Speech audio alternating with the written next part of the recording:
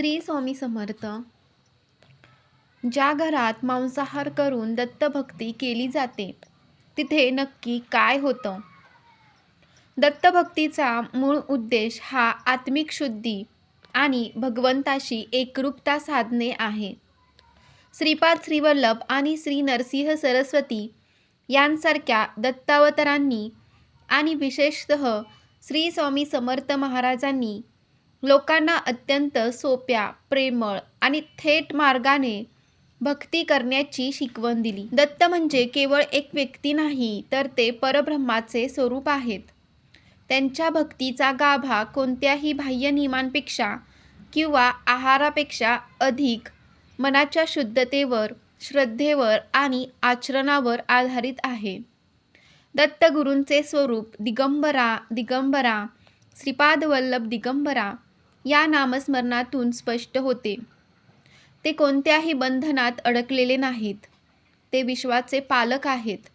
त्यामुळे त्यांच्या भक्तीचा विचार करताना आपण नियम आणि तत्त्वज्ञान या दोन गोष्टी वेगळ्या करून पाहूया. पण त्याआधी नेहमीप्रमाणे तुम्ही चॅनेलवर नवीन असाल तर चॅनेलला सबस्क्राईब करा आणि कमेंटमध्ये श्री गुरुदेव दत्त किंवा दिगंबरा श्रीपाद वल्लभ दिगंबरा नक्की लिहा. दत्त परिवाराच्या वतीने श्री दत्तगुरूंच्या पावनचरणी अशी प्रार्थना करते की तुमच्यावर आणि तुमच्या कुटुंबावर सदैव दत्तगुरूंची कृपा राहो आणि तुमचे इच्छित मनोरथ पूर्ण होऊन तुम्हाला निरोगी आरोग्य, सुख, शांती, समृद्धी, संपत्ती, समाधान प्राप्त हो. तर चला व्हिडिओला सुरुवात करूया. मांसाहार आणि दत्तभक्ती एक तर्कशुद्ध विचार. ज्या घरात मांसाहार केला जातो आणि त्याच वेळी दत्तभक्ती केली जाते तिथे नेमकं काय होते याबद्दल समाजाच्या वेगवेगळ्या स्तरावर वेगवेगळे मतप्रवाह आहेत. काही लोक धर्मग्रंथातील नियमांवर अधिक भर देतात, तर काही लोक स्वामींच्या उपदेशातील सरळ प्रामाणिक भक्तीला प्राधान्य देतात, तर काही लोक स्वतःच्या गरजेप्रमाणे नियम बदलतात. एक शारीरिक आणि मानसिक शुद्धता. सात्विक आहाराचे महत्त्व. भारतीय आध्यात्मिक परंपरेत आहार शुद्ध असल्यास मन शुद्ध होते हे तत्त्व मानले जाते. आध्यात्मिक दृष्टिकोनातून प्रत्येक अन्नात एक कंपन शक्ती असते, ऊर्जा असते. दत्तभक्ती ही एक सात्विक भक्ती मानली जाते. सात्विकतेचा अर्थ शांत, शुद्ध आणि सकारात्मक असा आहे. मांसाहार हा तामसी आणि राजसी आहार मानला जातो. तर्कशुद्ध विश्लेषण. मांस हे मृत प्राण्याचे शरीर असते. शास्त्रानुसार या आहारात हिंसा आणि वेदना यांची ऊर्जा असते. जेव्हा मांसाहार केला जातो तेव्हा त्याचा थेट परिणाम शारीरिक आणि मानसिक स्तरावर होतो, ज्यामुळे मनात चंचलता, षड्विकार आणि आळस वाढतो. विचार नकारात्मक होतात. दत्तभक्तीसाठी आवश्यक असलेली एकाग्रता, शांती आणि मनाची कोमलता साठण्यात मांसाहार हा अडथळा ठरतो. मांसाहारी आहार घेतल्यानंतर केलेली दत्तभक्ती जरी निष्ठेने केली तरी आवश्यक त्या स्तरावर परिणाम देत नाही. परिणाम. जर मांसाहार केल्यानंतर लगेचच दत्तसेवा, पारायण किंवा नामस्मरण केले तर त्या सेवेची सखोलता, परिणाम आणि आध्यात्मिक अनुभव कमी होण्याची शक्यता असते, कारण मन अजूनही मांसाहाराच्या तामसी प्रभावाखाली असते. तामसी आहाराची ऊर्जा, कंपन शरीरात असल्यामुळे भक्ताला जी शांती आणि प्रसन्नता अनुभवायची असते ती पूर्णपणे मिळत नाही. महाराजांची कृपा होत नाही असे नाही, परंतु भक्तीचा परिणाम साधकाला लवकर जाणवत नाही. भक्तीचे अधिष्ठान आणि घराचे वातावरण. दत्तगुरूंची मूर्ती किंवा प्रतिमा घरात असल्यावर त्या घराला एक देवघर किंवा मंदिर स्वरूप प्राप्त होते. प्रत्येक मंदिराचे किंवा देवघराचे शुद्धतेचे नियम असतात. जर घरात मांसाहार बनवला आणि खाल्ला जात असेल तर त्या घरामध्ये एक तामसी कंपन म्हणजे निगेटिव्ह व्हायब्रेशन तयार होतात, जे दत्तगुरूंच्या सात्विक ऊर्जेशी जुळत नाही. सकारात्मक दृष्टिकोन. इथे लक्षात घेण्यासारखी गोष्ट ही आहे की दत्तगुरू हे दयाघन आहेत. घरात मांसाहार होत असला तरी ते भक्ताला सोडून जात नाहीत किंवा त्याला शिक्षा करत नाहीत.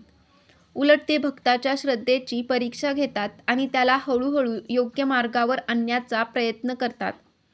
भक्ताला हे समजून घ्यावे लागते की जर त्याला दत्तकृपा पूर्णपणे अनुभवायची असेल तर त्याने स्वतःहून शुद्धता अंगीकारणे महत्त्वाचे आहे. भक्तीची खरी व्याख्या. नियम की प्रेम. भक्तीचा मूळ आधार मनाची शुद्धता आहे. प्रेम आणि समर्पण. जर एखादा भक्त अत्यंत तळमळीने आणि प्रामाणिकपणे दत्त सेवा करत असेल पण त्याला परिस्थितीमुळे म्हणजे घरातील इतर लोक मांसाहार करतात म्हणून मांसाहार पूर्णपणे सोडता येत नसेल तर दत्तगुरू त्याला कधीच दूर लोटत नाहीत. दत्तगुरू तुमच्या मनातले प्रेम आणि समर्पण पाहतात. प्रगतीचा नियम. आध्यात्मिक मार्गावर एका दिवसात बदल होत नाही. दत्तगुरूंच्या कृपेने भक्ताचे मन हळूहळू शुद्ध होत जाते. त्याला आपोआपच मांसाहार करण्याची इच्छा कमी होते. हा बदल बाहेरून लादलेला नसावा, तो अंतर्मनातून आलेला असावा. ज्या घरात भक्ती आणि मांसाहार एकत्र चालतो तिथे दत्तगुरू त्या भक्ताला संयम आणि योग्य वेळी बदल घडवण्यासाठी आशीर्वाद देतात. दत्तभक्तीमध्ये दया, करुणा, क्षमा आणि प्राणिमात्रांमधील प्रेम या गुणांना सर्वोच्च स्थान आहे. दत्तगुरू हे स्वतः महादेव असल्याने त्यांना पशुपतीनाथ असं म्हटलं जातं. म्हणजेच ते सर्व प्राणिमात्राचे समस्त जीवांचे नाथ आहेत. तेच सर्व जीवांचे मातापिता आहेत. मग आपणच त्यांचे लेकरू असून त्यांच्याच लेकराला मारून खातो हे कितपत योग्य आहे याचा विचार तुम्हीच करा. दत्तभक्तासाठी योग्य दृष्टिकोन. दत्तभक्ती आणि मांसाहार याबद्दल तर्कशुद्ध आणि भक्तांना पटेल असा दृष्टिकोन असा आहे की दत्तगुरूंची कृपा तुमच्या आहारावर नाही तर तुमच्या आचरणावर आणि श्रद्धेवर अवलंबून असते. एक नियम आणि अपवाद. दत्त संप्रदायातील अनेक कडक नियमानुसार मांसाहार पूर्णपणे वर्ज्य आहे.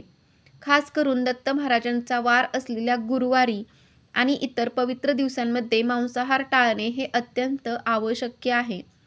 हा पहिला आणि महत्त्वाचा नियम आहे ज्यामुळे घरामध्ये सात्विक ऊर्जा टिकून राहते. 2. स्वतःची भूमिका. जर घरात कोणी मांसाहार करत असेल तर दत्तभक्ताने स्वतःच्या भक्तीच्या वेळी मांसाहारापासून पूर्ण अलिप्त राहावे.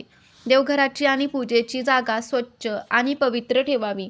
शक्य असल्यास मांसाहार स्वयंपाकघरातून दूर किंवा देवघरापासून लांब असलेल्या भागात शिजवावा आणि सेवन करावा. स्वतः शाकाहारी राहून इतरांना प्रेमाने शाकाहाराचे महत्त्व पटवून देणे हा उत्तम मार्ग आहे. 3. काय होते तर मांसाहार आणि भक्ती एकत्र केल्यास दत्तकृपा थांबते असे नाही, पण भक्तीची गती आणि अनुभव नक्कीच कमी होतात. घरात सकारात्मक ऊर्जाऐवजी एक मिश्रित म्हणजेच मिक्स ऊर्जा निर्माण होते. याचा परिणाम कुटुंबातील शांतता, प्रगती आणि आरोग्यावर जाणवू शकते. 4. अंतिम सत्य. दत्तगुरू हे परम दयाळू आहेत. ते कधीच भक्ताचा त्याग करत नाहीत. ते मांसाहार करणाऱ्यालाही प्रेमाने जवळ करतात, पण त्याच वेळी त्याला शुद्ध आणि सात्विक जीवन जगण्यासाठी प्रेरित करतात. भक्तांनीही समजून घेतले पाहिजे की दत्तकृपा म्हणजे केवळ भौतिक सुख नाही तर जीवनात शांती, समाधान आणि आध्यात्मिक प्रगती मिळवणे होय. यासाठी आहार, विचार आणि आचार या तिन्ही गोष्टी शुद्ध ठेवणे हाच राजमार्ग आहे. दत्तभक्ताने आपल्या मनाशी प्रामाणिक राहून हळूहळू मांसाहाराचा त्याग करण्याचा संकल्प करणे आणि त्या दिशेने प्रयत्न करणे हेच दत्तगुरूंना सर्वात अधिक प्रिय आहे. याच प्रयत्नातून त्याला खऱ्या भक्तीचा अनुभव येतो आणि दत्तकृपा त्याला पूर्णपणे लाभते.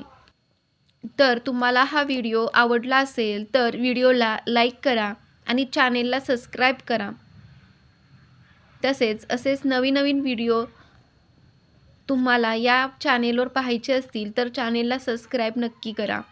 श्री स्वामी समर्थ. जय जय स्वामी समर्थ. श्री गुरुदेव दत्त.